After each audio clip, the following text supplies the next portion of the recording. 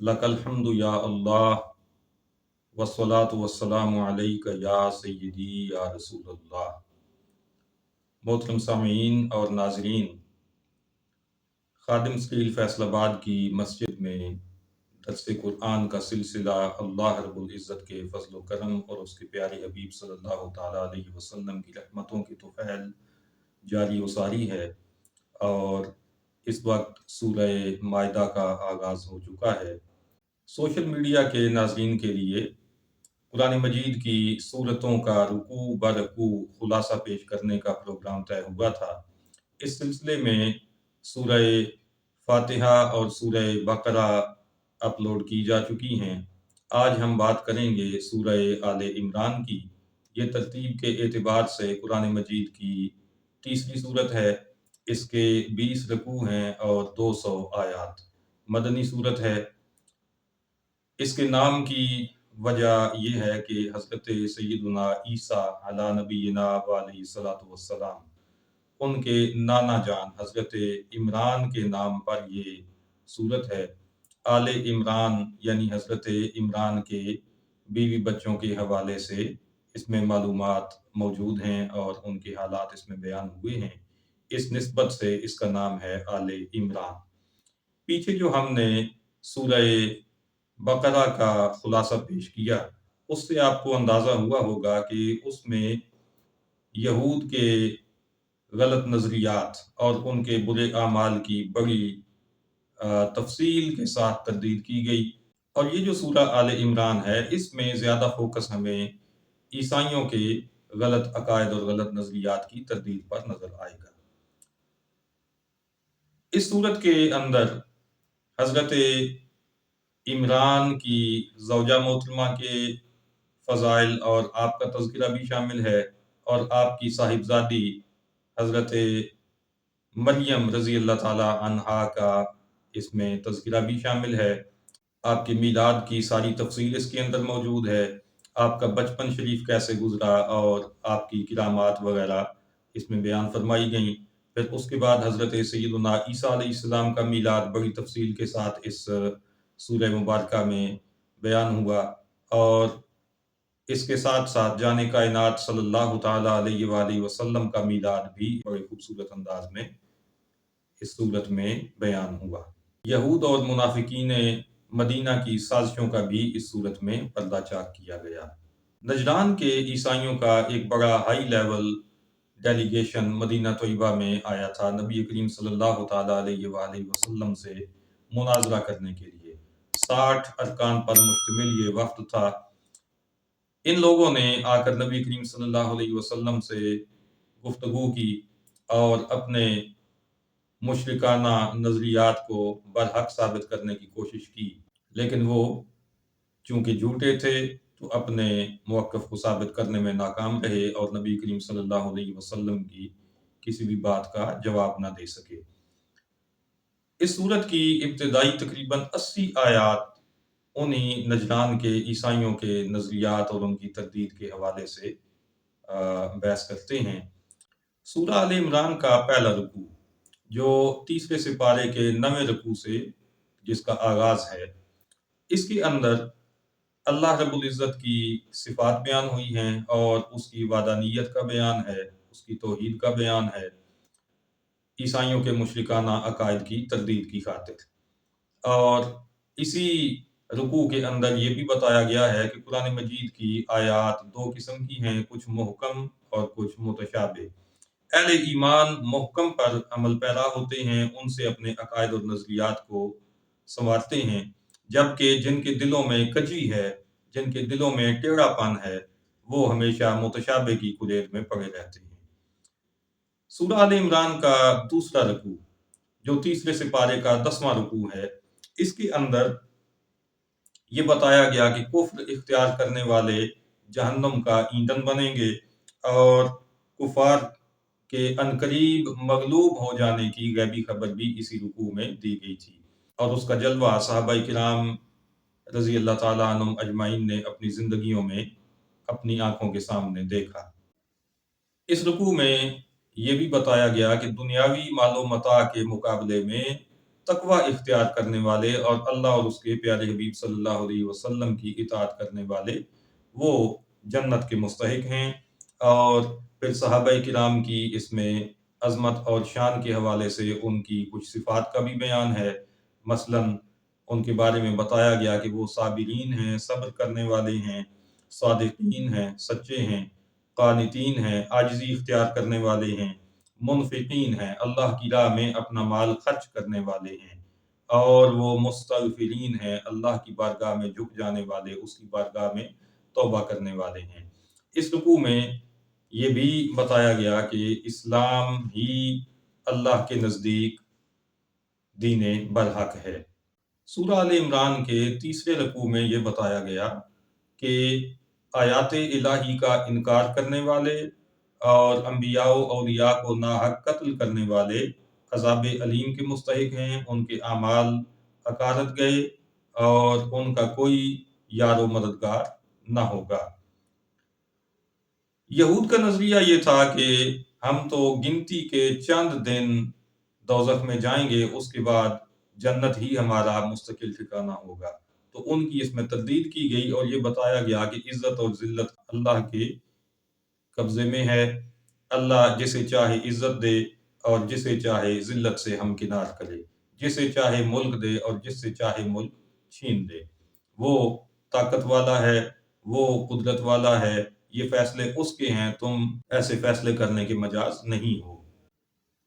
اہل ایمان کو اس رکوع میں یہ نصیحت کی گئی کہ وہ کافروں کو اپنا رازدار اور اپنا دوست مت بنائیں، اور جو کوئی انہیں اپنا دوست بنائے گا، انہیں اپنا رازدار بنائے گا، اس کا اللہ سے کوئی تعلق نہ رہے گا۔ چوتھے رکوع میں یہ بتایا گیا کہ اللہ تعالیٰ سے سچی محبت کی دلیل ہے نبی کریم صلی اللہ علیہ وسلم کی اتباع کرنا۔ جو آپ کی اتباع کرے گا وہ ہوگا اللہ کا محب۔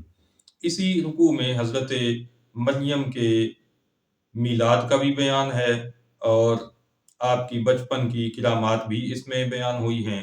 حضرت یحییٰ علیہ السلام کا میلاد بھی اس میں بیان ہوا اور آپ کے فضائل بھی اس رکوع میں بیان فرمائے گئے۔ پانچویں رکوع میں حضرت مریم کے فضائل کا بیان ہے اور اس میں ایک آیت کا ایک حصہ آپ کے سامنے لانا چاہتا ہوں۔ ارشاد ربانی ہے، ذَلِکَ مِنْ أَنْبَاءِ الْغَیْبِ نُوحِیہِ إِلَیْکَ، یہ غیب کی خبریں ہیں جو ہم آپ کی طرف وحی کرتے ہیں۔ نجدیوں کا یہ کہنا ہے کہ جو چیز نبی کریم صلی اللہ علیہ وسلم کو بتا دی گئی وہ تو غیب نہ رہی، تو آپ کو غیب کا عالم کہنا یہ تو غلط ہے۔ آپ غیب نہیں جانتے تھے، کہ جو بتا دیا گیا وہ غیب تو نہ رہا۔ اب ان کے سامنے ہم نے قرآن مجید کی یہ آیت رکھ دی کہ رب تعالیٰ یہ خبریں آقا صلی اللہ علیہ وسلم پر وحی کے طور پر نازل کرنے کے بعد بھی ان کو غیب ہی فرما رہا ہے، تو اس لیے آپ کو غیب دان نبی کہنا یہ قرآن کے خلاف ہرگز نہیں ہے۔ اسی رکوع کے اندر حضرت عیسیٰ علیہ السلام کا میلاد، اس کی تفصیلات بیان ہوئیں۔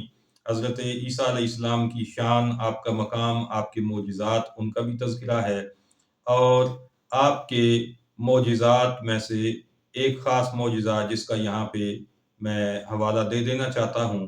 ارشاد ہوتا ہے وَأُنَبِّئُكُم بِمَا تَأْكُلُونَ وَمَا تَدَّخِرُونَ فِي بُيُوتِكُمْ۔ حضرت عیسیٰ علیہ السلام کا ارشاد ہے کہ میں تمہیں خبر دے دیتا ہوں جو کچھ تم گھروں میں کھاتے ہو اور جو کچھ تم گھروں میں جمع کر کے رکھتے ہو۔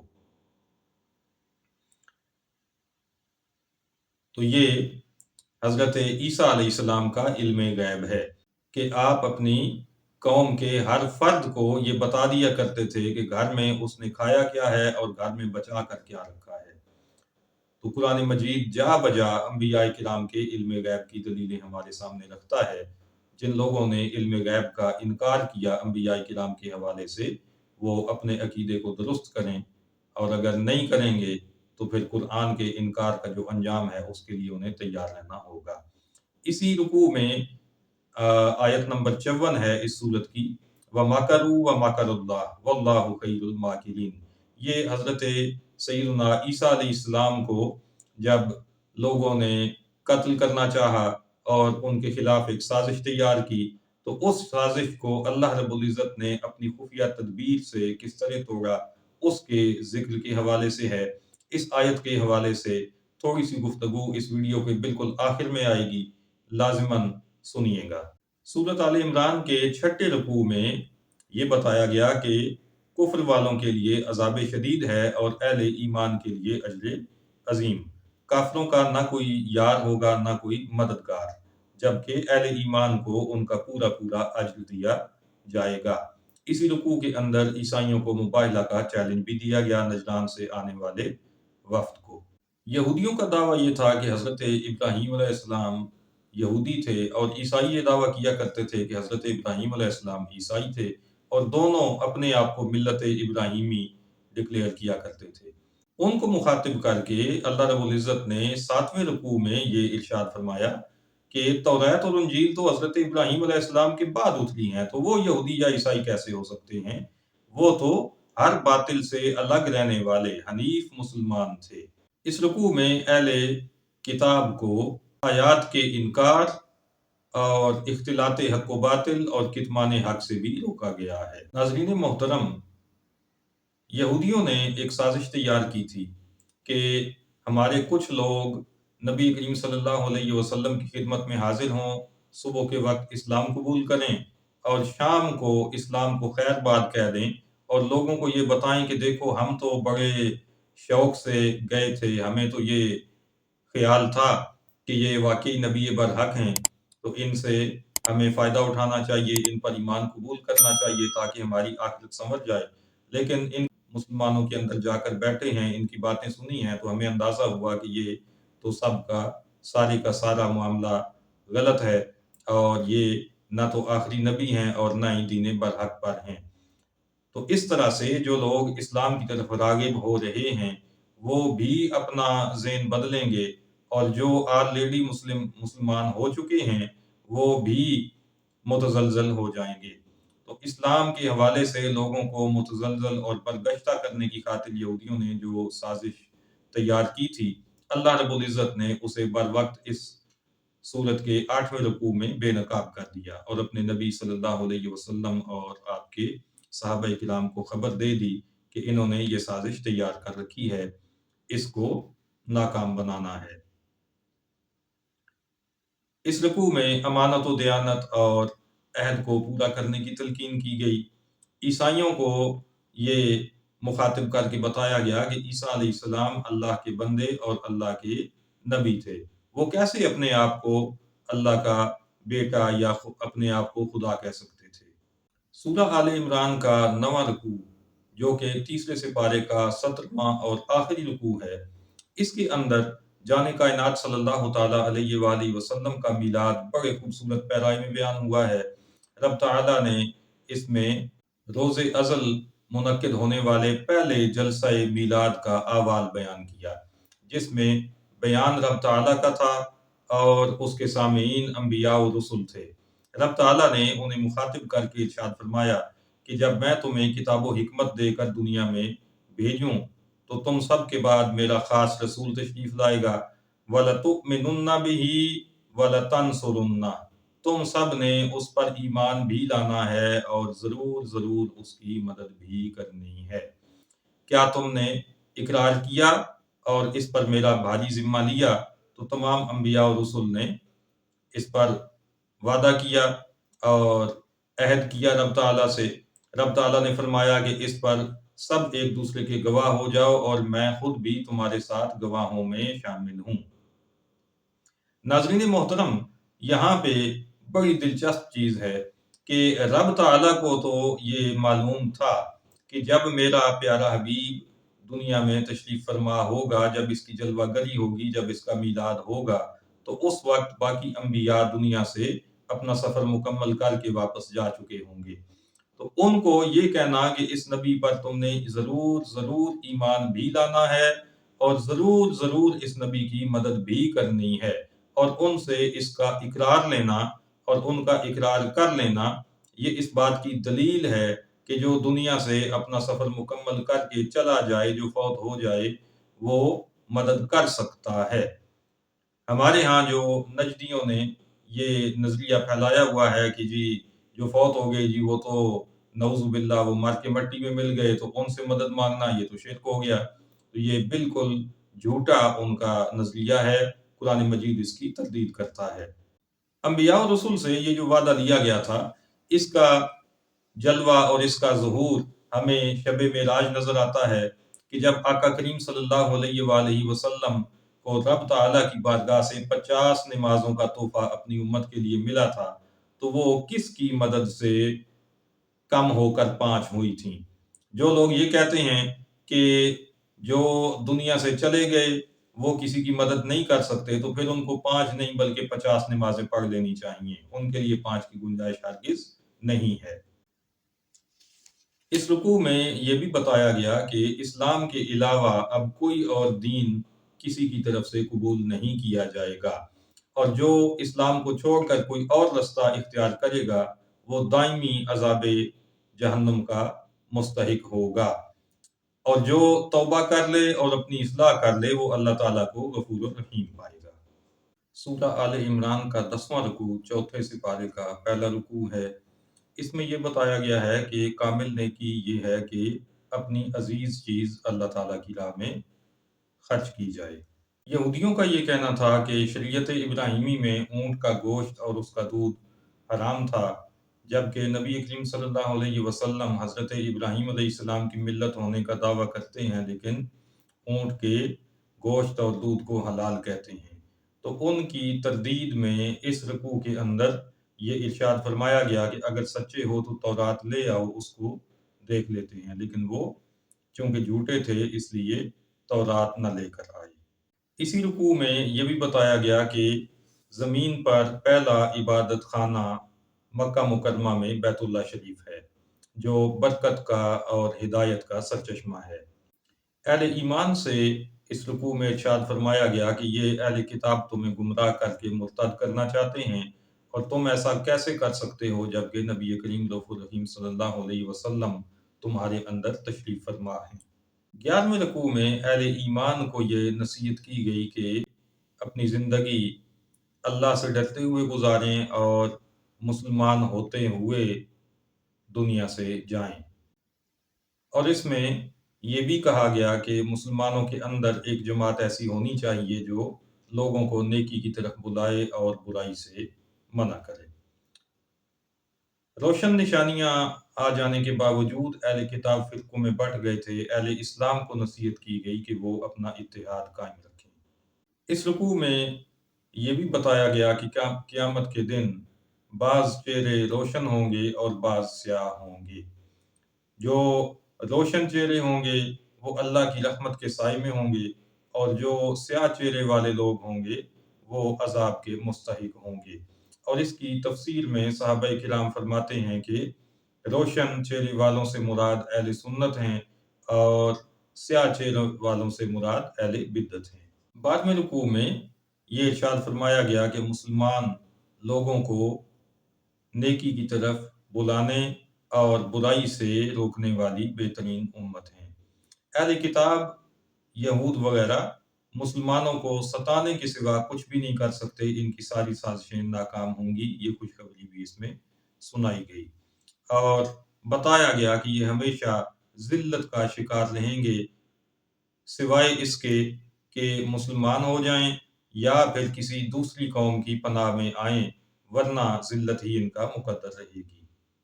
مسلمانوں کو اس میں یہ نصیحت کی گئی کہ غیروں کو اپنا رازدار نہ بنائیں، یہ جو غیر مسلم ہیں، کفار ہیں، یہ ان کی خوشی پر تکلیف میں مبتلا ہوتے ہیں، اور جب مسلمانوں کو کوئی تکلیف پہنچے تو یہ خوش ہوتے ہیں، اس لیے ان کو اپنا رازدار نہ بنایا جائے، اور صبر و تقوی اختیار کیا جائے، تو کوئی بھی کفار اپنی کسی سازش سے مسلمانوں کو نقصان نہیں پہنچا سکیں گے۔ غزوہ احد کے لیے جب لشکر رواں دواں تھا تو رستے میں عبداللہ ابن ابی منافق کی قیادت میں 300 سپاہیوں نے مسلمانوں کے لشکر کا ساتھ چھوڑ دیا اور وہ واپس پلٹ آئے۔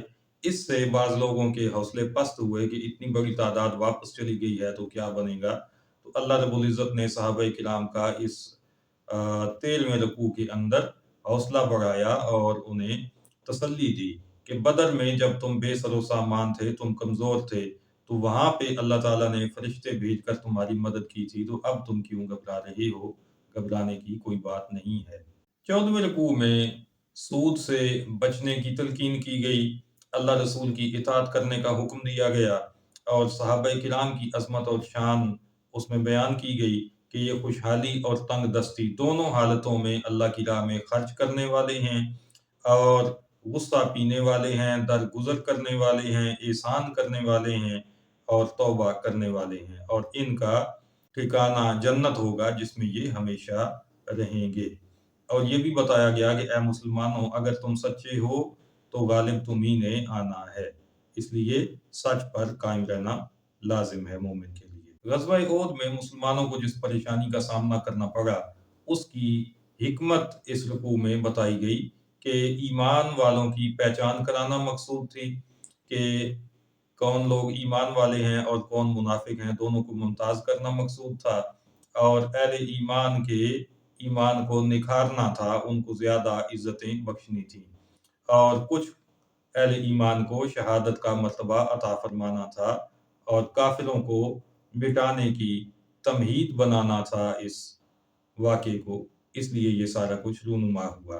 15ویں رکوع میں میدان احد میں جب نبی کریم صلی اللہ تعالیٰ علیہ وسلم کی شہادت کی خبر پھیلی تو مسلمانوں میں جو بے چینی پھیلی، اس کے ازالے کے حوالے سے یہ ارشاد فرمایا گیا کہ نبی کریم صلی اللہ علیہ وسلم سے پہلے بھی رسول دنیا سے جاتے رہے، اور جو بھی دنیا میں آیا اس نے دنیا سے جانا ہے، تو کیا اگر نبی کریم صلی اللہ علیہ وسلم شہید ہو جائیں یا وصال فرما جائیں تو تم دین سے الٹے پاؤں پھر جاؤ گے؟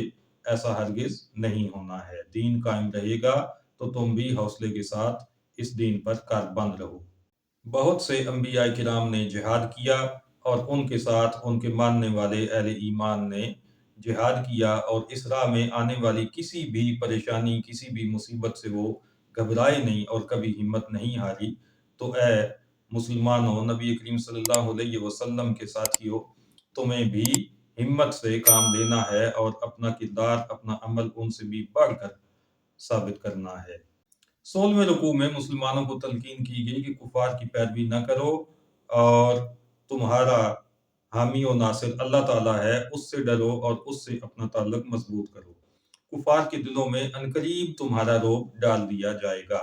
احد کے میدان میں درہ چھوڑنے والوں کی معافی کا اعلان بھی اسی رکوع کا حصہ ہے۔ منافقین کا یہ کہنا کہ اگر ہم یہاں پہ میدان میں نہ آئے ہوتے تو آج مارے نہ جاتے، اس کا جواب بھی اس رکوع میں دیا گیا کہ اگر تم گھروں میں بھی بیٹھے ہوتے اور تمہاری موت یہاں لکھی ہوتی تو تمہیں کھینچ کر یہاں پر لے آتی۔ موت سے کوئی بچاؤ کی صورت نہیں ہے، موت نے بہرحال آنا ہے، تو اس سے بچنے کی خاطر اللہ کی راہ میں جہاد سے رکنا یہ کوئی عقل مندی کی بات نہیں ہے۔ سورہ آل عمران کے 17ویں رکوع میں یہ بتایا گیا کہ منافقین اہل ایمان کو بزدل بنانا چاہتے ہیں، اور وہ انہیں یہ کہتے ہیں کہ اگر تم میدان احد میں نہ جاتے، ہماری بات مان لیتے اور مدینہ طیبہ ہی میں رہتے تو موت سے بچ جاتے۔ ان کو یہ کہا گیا کہ موت و حیات تو اللہ تعالیٰ کے قبضے میں ہے، اور اسی تناظر میں شہادت کے فضائل بیان فرمائے گئے، اور شہیدوں کے لیے بخشش اور رحمت کی بشارت سنائی گئی۔ درہ چھوڑنے والے صحابہ کرام کی معافی کا اعلان پچھلے رکوع میں بھی ہوا۔ یہاں پہ نبی کریم صلی اللہ علیہ وسلم کو اللہ رب العزت نے یہ ارشاد فرمایا کہ آپ بھی ان سے درگزر کیجئے، انہیں معاف کر دیجئے، اور اس کے ساتھ ساتھ ان کو اپنا مشیر بنائیے، یعنی یہ ایسا گمان نہ کریں کہ شاید اس واقعے کے بعد ہماری اہمیت کم ہو گئی، آپ ان کو مشوروں میں شامل کیجئے تاکہ ان کے حوصلے بلند ہوں کہ انہی کی ہمت ہے کہ دوبارہ کفار کو میدان سے بھاگنا پڑا تھا، تو انہوں نے اپنے اس وقتی جو معاملہ پیش آیا اس کا ازالہ وہیں پہ کر دیا تھا۔ اب ان کے ساتھ اپنا تعلق ایسا رکھیے کہ ان کو کسی طرح کی کمتری کا احساس نہ ہو۔ یہ صحابہ کرام کی عظمتوں کا بہت عظیم بیان ہے کہ اللہ رب العزت ان کی تسکین خاطر کا کس حد تک اہتمام فرماتا ہے۔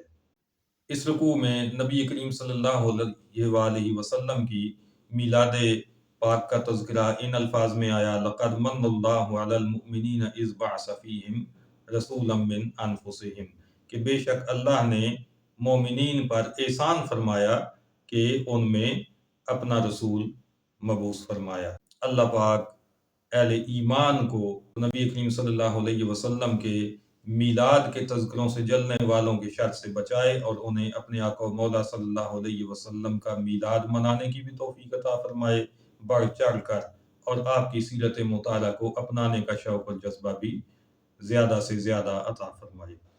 इस रुकू में ये भी इरशाद फरमाया गया कि शुहदा को मुर्दा ख्याल भी न करो, वो मुर्दा नहीं हैं बल्कि जिंदा हैं, अपने रब के पास उनको रिज्क दिया जाता है, वो शादां और फरहां हैं और खुशी मनाते हैं, और उन्हें कोई खौफ भी नहीं है और किसी किस्म का कोई गम भी उन्हें दरपेश नहीं है। 18वें रुकू के अंदर सहाबाए किराम के जज्बों का एक और नज़ारा हमें कराया गया कि जब सहाबाए किराम ज़ख्मों से चूर मदीना तैयबा में पहुँचे, बहुत सारे शहीद हो चुके थे और जो ज़िंदा थे वो सारे के सारे ज़ख्मी थे और शदीद ज़ख्मी थे। ऐसी हालत में जब मदीना तैयबा में पहुँचे तो इत्तला मिली कि कुफ़ार पलट कर दोबारा हमला करना चाह रहे हैं। तो इस मौका पर नबी करीम सल्लल्लाहु तआला अलैहि वसल्लम के हुक्म पर सहाबाए किराम अपनी तकालीफ को भूल कर एक बार फिर पूरे जोश और जज्बे के साथ कुफार की जानिब रवाना हुए, और उन रवाना होने वालों को अल्लाह रब्बुल इज़्ज़त ने अजर अज़ीम की इस रुकू में खुशखबरी सुनाई। ओद से जाते वक्त मुशरिकीन मक्का ने मुसलमानों से ये कहा था कि अगले साल हम बद्र सुगरा के मकाम पर मिलेंगे। जब एक साल पूरा हुआ और कुफार मक्का पूरी तैयारी करके अरब के बहुत सारे कबीलों को साथ मिलाकर कई लश्करों पर मुश्तमिल एक बड़ा लश्कर जरहात लेकर मक्का मुकरमा से निकले, मगर पीछे 16वें रुकू में अल्लाह पाक ने जो वादा फरमाया था कि कुफार के दिलों में मुसलमानों का रोब डाल दिया जाएगा अनकरीब, तो उसका नज़ारा यूं सामने आया कि ये लश्कर जर्रार अभी बद्र सुगरा से बहुत पीछे था, तो अचानक उनके दिलों में मुसलमानों का ऐसा रोब बैठ गया कि वो वहीं पे रुक गए और एक शख्स को हायर किया और उसे मदीना तैयबा भेजा कि तुम जाकर मुसलमानों को डराओ, उन्हें कहो कि कुफार का बहुत अजीम लश्कर है जो बद्र सुगरा के मकाम पे पहुंच चुका है, अगर तुम वहां पे गए तो मारे जाओगे, तुम्हारा कुछ नहीं बचेगा, तुम्हारा नामो निशान तक नहीं रहेगा। तो इतना उनको डरा दो कि वो मदीना से निकलने की जुर्रत ही ना करें। लेकिन जब उस शख्स ने जाकर मदीना तैयबा में ये बातें की तो सहाबाए किराम के जोश व जज्बे में बहुत ज़्यादा इजाफा हो गया और उन्होंने फ़ौरन मदीना तैयबा से रवानगी का फैसला किया।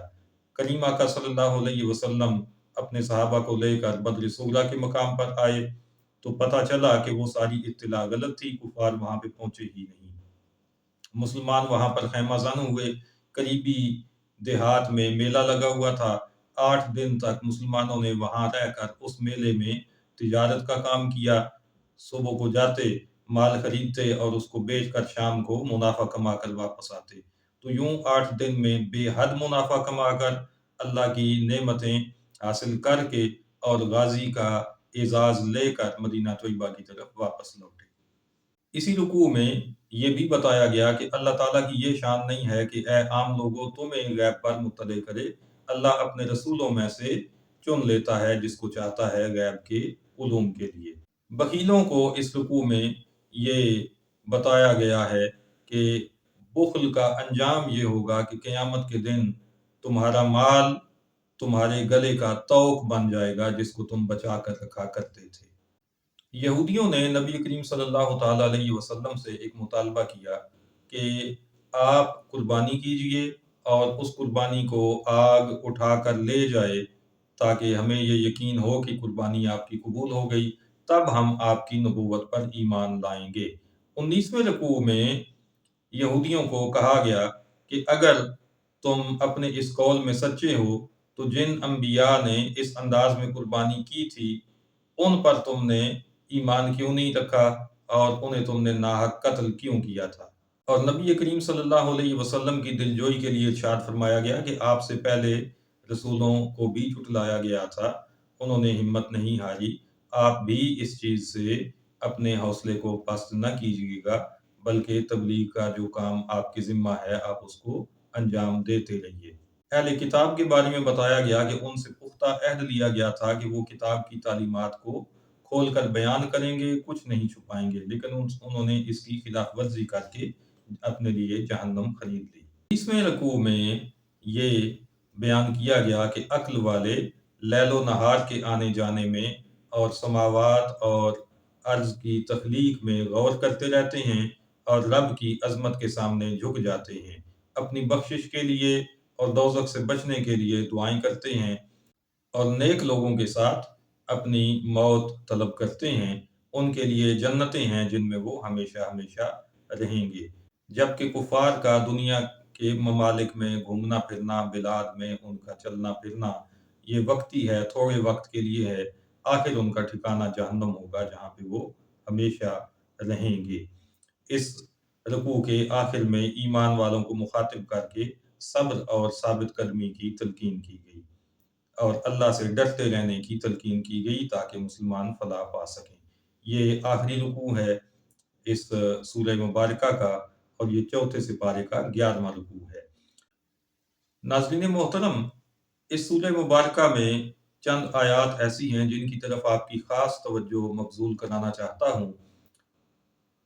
وَمَكَرُوا وَمَكَرَ اللَّهُ وَاللَّهُ خَيْرُ الْمَاكِرِينَ، یہ سورہ آل عمران کے 5ویں رکوع کی آیت ہے۔ اس کے ترجمے میں لوگوں نے اللہ رب العزت کی شان میں شدید گستاخی کا ارتکاب کیا۔ شاہ عبد القادر اور شاہ رفیع الدین کے جو ترجمے مارکیٹ میں دستیاب ہیں ان میں اس آیت کا ترجمہ کرتے ہوئے اللہ رب العزت کے لیے فریب، داؤ اور مکر کرنے کے الفاظ استعمال کیے گئے ہیں۔ اسی طرح سے مولوی محمود الحسن دیوبندی نے بھی اپنے ترجمے میں مکر اور داؤ دونوں لفظ اللہ تعالیٰ کے لیے استعمال کیے۔ فتح محمد جالندری اس نے چال کا لفظ استعمال کیا اور اس طرح رب تعالیٰ کی عظمت اور شان میں شدید گستاخی کا ارتکاب کیا۔ فریب، مکر، داؤ، چال یہ ساری گالیاں ہیں اور کوئی بھی شخص اپنے لیے یا اپنے والد، اپنے کسی بہن بھائی کے لیے یہ لفظ برداشت نہیں کرتا، اور کلمہ پڑھنے والا ہو اور اللہ تعالیٰ کے لیے یہ لفظ استعمال کیے جائیں اور وہ برداشت کر جائے تو یہ بات حیرت والی ہے۔ ایسے لوگوں کے کلمے پہ ہم کس طرح اعتماد کر لیں؟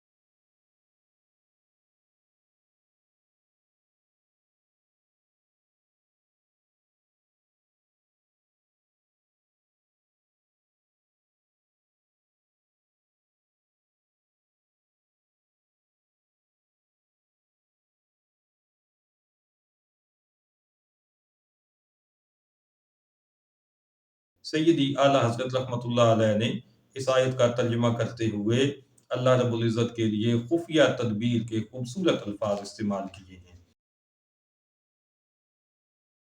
اسی طرح سے آگے آیت نمبر 140 ہے، وَلِيَعْلَمَ اللَّهُ الَّذِينَ آمَنُوا۔ عبد الماجد دریابادی دیوبندی نے اس کا ترجمہ کیا تاکہ اللہ تعالیٰ ایمان والوں کو جان لے۔ اشرف علی تھانوی دیوبندی نے ترجمہ کیا تاکہ اللہ تعالیٰ ایمان والوں کو جان لے، یعنی ان لوگوں کے نزدیک اللہ تعالیٰ ایمان والوں کو جانتا ہی نہیں ہے اور اس کو جاننے کی ضرورت ہے، نعوذ باللہ۔ اللہ رب العزت کے علم پر اتنا بڑا اعتراض یہ ان لوگوں کی انتہائی جسارت ہے۔ اللہ تعالیٰ ان کی شر سے ہمیں محفوظ رکھے۔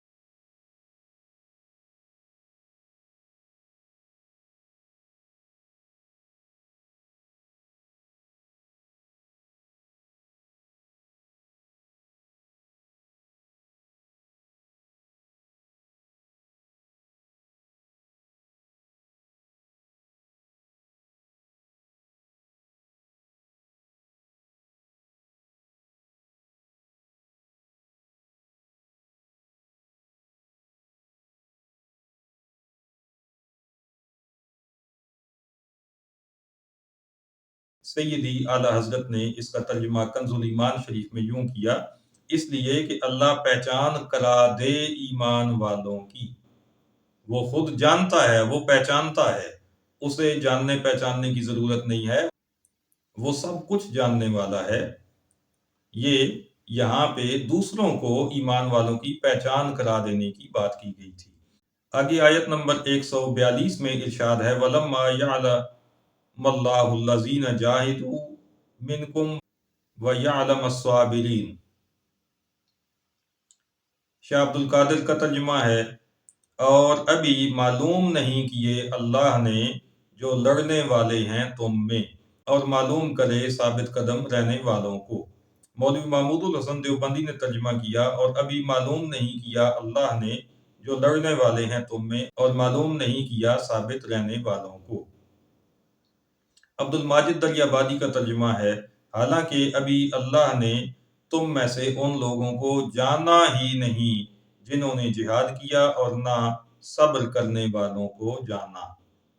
جالندری کا ترجمہ ہے، حالانکہ ابھی خدا نے تم میں سے جہاد کرنے والوں کو تو اچھی طرح معلوم کیا ہی نہیں، اور کہ وہ ثابت قدم رہنے والوں کو معلوم کرے۔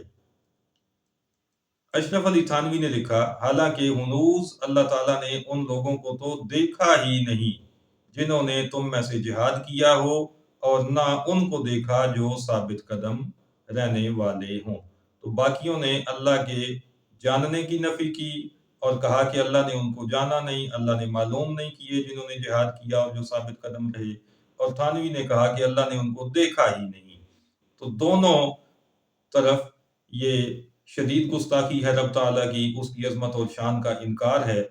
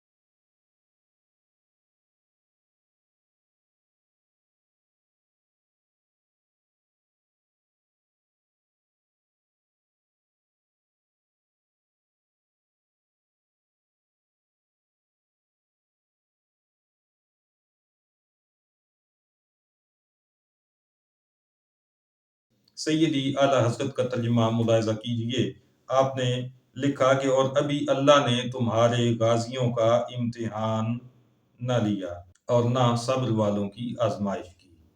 ایک آیت اور آپ کے سامنے پیش کر رہا ہوں، یہ ہے آیت نمبر 166، اور اس کے ساتھ آیت نمبر 167 کا ابتدائی حصہ۔ دونوں کے الفاظ ملاحظہ کیجئے، وَلِيَعْلَمَ الْمُؤْمِنِينَ وَلِيَعْلَمَ الَّذِينَ نَافَقُوا۔